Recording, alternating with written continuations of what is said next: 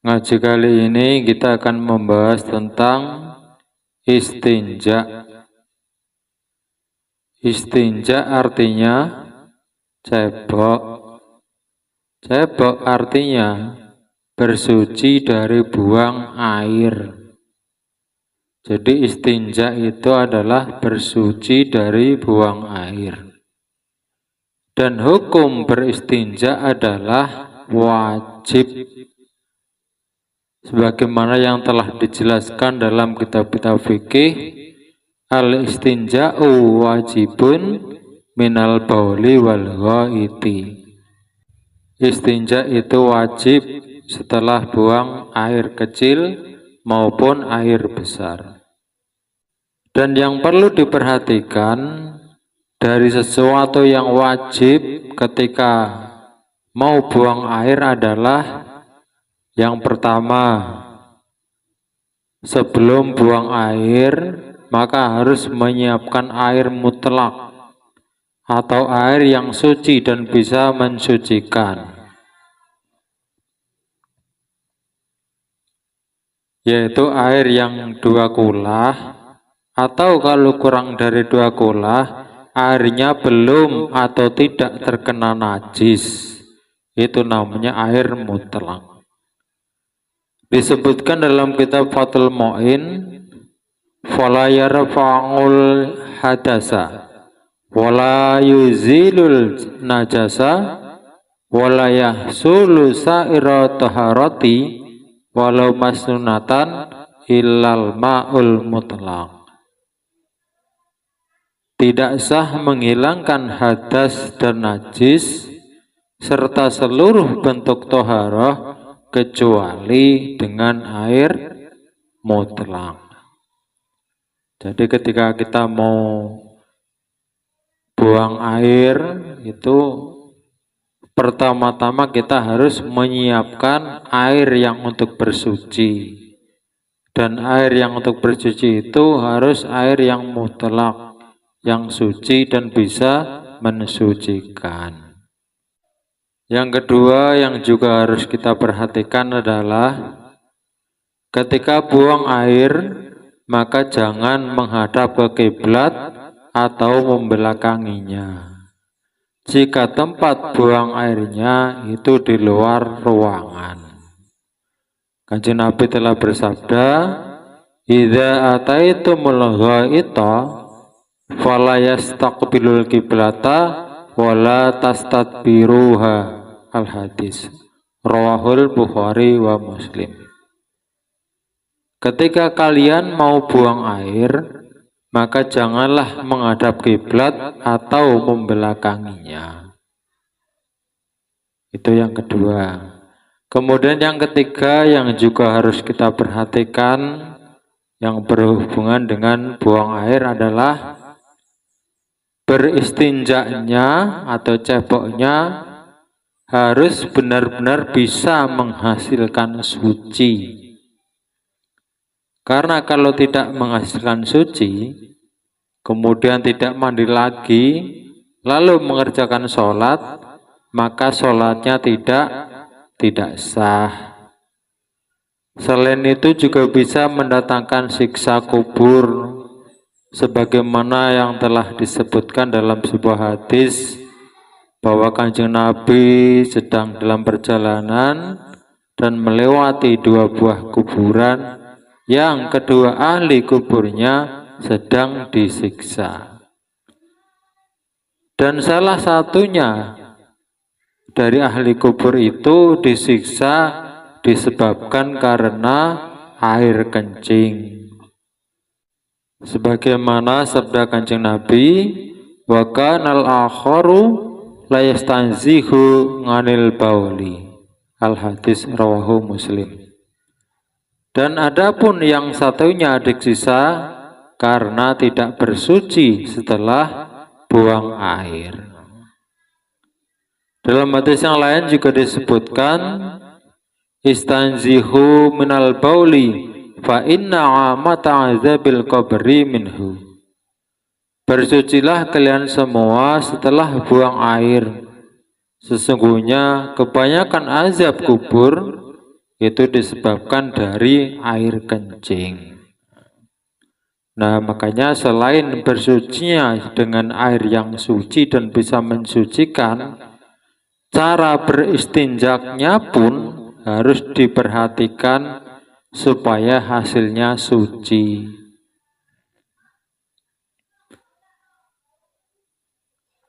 Jadi selain menyiapkan air mutlak, kemudian ketika buang air jangan menghadap kiblat ataupun jangan membelakanginya. Kemudian harus diusahakan ketika kita beristinja atau cebok itu bisa menghasilkan suci. Makanya cara beristinjanya pun harus diperhatikan. Contohnya misalnya seperti ini. Ketika kita cebok dan menyiram bagian bawah, itu biasanya, ini kalau saya pribadi, saya perhatikan kadang-kadang, ketika kita menyiram, itu ada percikan dari bawah yang mengenai kulit bagian belakang kita. Begitu kita mau membilasnya, menyiram lagi, itu juga hal seperti itu terjadi lagi. Jadi terus akan terjadi seperti itu yang akhirnya sadar atau tidak sadar hasilnya tidak akan suci kalau begitu caranya. Dan juga kalau ketika kita buang air, kita menyiapkan airnya itu dalam ember yang kecil misalnya. Walaupun itu airnya tadi suci dan bisa mensucikan atau disebut air mutlak, tapi karena kita letakkan di depan kita jongkok ketika kita buang air, baik air besar maupun kecil, itu bisa terkena cipratan tatkala kita buang air kecil. Sehingga air yang tadinya suci dan mensucikan itu terkena najis. Maka jika kita gunakan untuk beristinja, maka ya hasilnya tidak suci. Atau misalnya kita letakkan agak jauh dikit, kemudian kita mengambil terlebih dahulu satu caduk misalnya, kita letakkan di depan kita jongkok. Biasanya kan di dekat kloset itu ada tempat untuk menaruh caduk bisa misalnya. Lah kemudian karena lantainya yang tempat kita jongkok itu kena percikan saat kita kencing, itu berarti caduk yang kita taruh, kita letakkan di situ berarti bagian bawahnya itu juga najis karena tadi diletakkan di lantai yang kena percikan air kencing. Kemudian ketika kita gunakan untuk cebok dan kita ingin mengambil lagi supaya kita lebih suci, lebih bersih, maka ketika caduk atau gayung kita masukkan ke ember, niat kita mau mengambil lagi, mau mencaduk lagi, tapi karena caduknya tadi bagian bawahnya terkena najis, maka air yang di dalam ember itu pun terkena najis dan menjadi najis. Karena airnya itu tidak mencapai 2 kula. Dinamakan menjadi air mutanajis. Air yang sedikit terkena najis. Dan itu pun nggak bisa untuk beristinja atau cebok. Kalau tetap dikerjakan, maka hasilnya pun tidak akan suci. Nah, maka kita harus memperhatikan dari belajar inilah kita nanti akan tahu. Oh, kalau begini hasilnya ternyata kurang suci. Kalau begini ternyata ini yang benar begini. Nah, itu nanti akan kita temukan itu. Yang penting usahakan nanti hasilnya itu bisa suci. Jadi hanya itu saja hal-hal yang wajib yang harus kita ketahui dan kita kerjakan yang berhubungan dengan buang air. Yaitu yang pertama tadi, siapkan air mutlak sebelum buang air.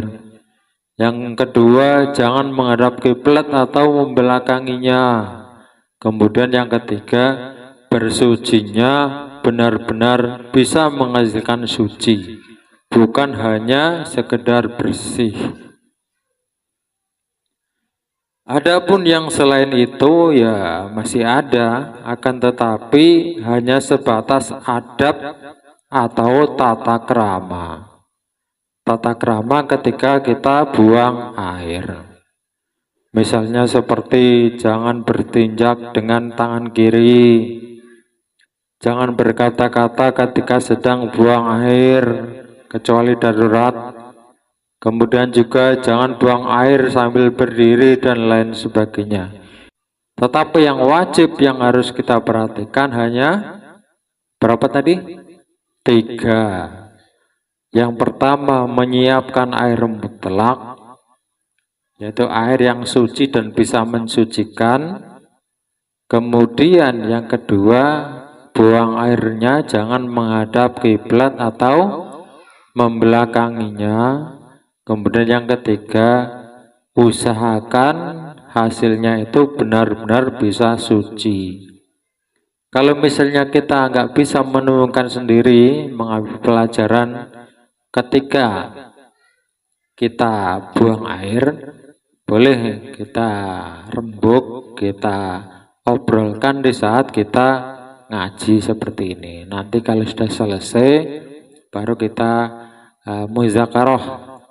Kita obrolkan bagaimana kira-kira cara yang paling mudah untuk kita kerjakan saat beristinja supaya hasilnya bisa suci.